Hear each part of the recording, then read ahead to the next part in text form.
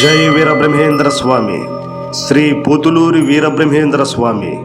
ఈ పేరు వినగానే చాలామందికి గుర్తొచ్చేది కాలజ్ఞానం. కానీ ఆయన కేవలం భవిష్యత్తును దర్శించిన వారు మాత్రమే కాదు, దుష్ట శిక్షణ శిష్టరక్షణ కోసం వీరభోగ వసంతరాయులుగా అవతరిస్తున్న సాక్షాత్తు దైవస్వరూపం. ఆ వీరబ్రహ్మేంద్రుడు కాళికాంబ సప్తసతి ద్వారా మనకు అందించిన జ్ఞాన సంపద అద్భుతం. అందులోని 700కి పైగా పద్యాలలో ఒక్కో పద్యం ఒక్కో ఆణిముత్యం. ఈరోజు మనం అందులోని ఒక విశిష్టమైన పద్యాన్ని, దాని వెనుక ఉన్న లోతైన అర్థాన్ని తెలుసుకుందాం. స్వామివారి ఈ అద్భుతమైన సాహిత్యాన్ని నలుగురితో పంచుకోవడానికి నేను కేవలం ఒక నిమిత్త మాత్రుడిని మాత్రమే.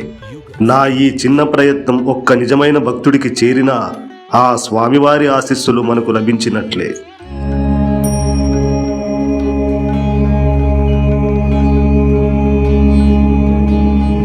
సాధారణంగా కవులు తమ కవిత్వం గురించి గొప్పగా చెప్పుకుంటారు. కానీ ఇక్కడ మాట్లాడుతున్నది సాక్షాత్తు ఆ దైవాంశ సంభూతుడు. ఆయన జగన్మాత అయిన కాళికాదేవిని ఉద్దేశించి రచించిన ఈ పద్యంలో తన వాక్కుకు ఉన్న శక్తిని, శాశ్వతత్వాన్ని తానే ఆవిష్కరించారు. ఆ పద్యం ఏమిటో, అందులో స్వామివారు వ్యక్తం చేసిన ఆ పరమ సత్యం ఏమిటో ఇప్పుడు చూద్దాం. నా పద్యమెంతో హృదయము, నా పద్యము నాకు నవ్వు నాణెము గూర్చున్, నా పద్యము స్థిరతరమవు, నా పద్యము యుగయుగాల నడుచును కాళీ.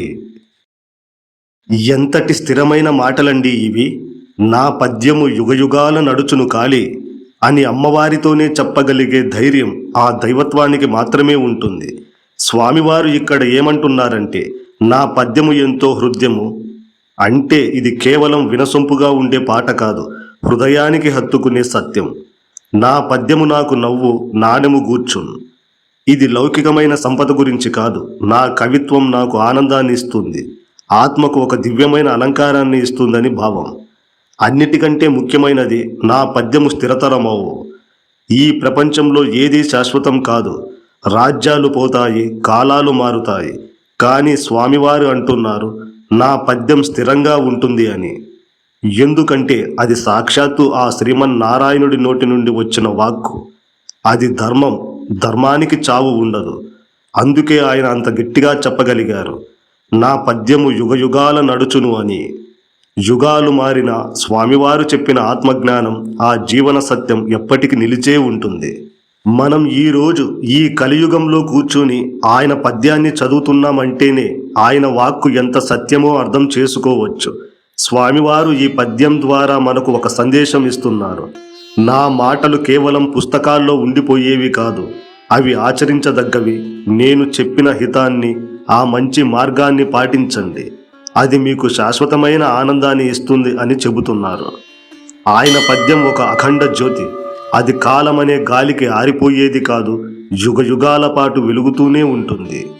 కాబట్టి భక్తజనులారా, ఆ వీరబ్రహ్మేంద్ర స్వామి వారిని స్మరించుకుంటూ ఆయన అందించిన ఈ కాళికాంబ సప్తసతిలోని మరిన్ని ఆణిముత్యాలను ముందు ముందు తెలుసుకునే ప్రయత్నం చేద్దాం.